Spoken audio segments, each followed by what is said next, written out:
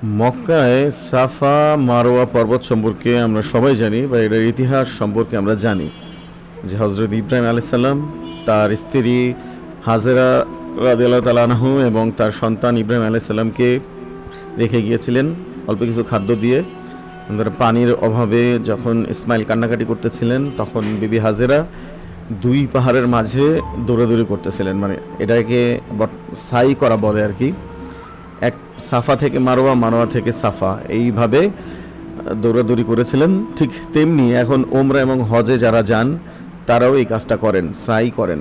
তো ইন্টারেস্টিং একটা ফ্যাক্ট হচ্ছে, বর্তমানে তো ওই পাহাড় নাই, এটাকে টাইলস দিয়ে সমান করে রাস্তা করে দেওয়া হয়েছে। বাট সবচেয়ে গুরুত্বপূর্ণ ফ্যাক্ট হচ্ছে এই সাই করার সময় এখনও এটা এত সমান, এসি করা, মানে পুরো সুন্দর পরিবেশ, চমৎকার ঠান্ডা, কিন্তু তারপরেও সাই করার সময় পায়ে ব্যথা অনুভব হয়। এটা একটা স্পিরিচুয়াল ফ্যাক্ট। যারা হজ ওমরা করেছেন তারা ভালো মতোই জানেন।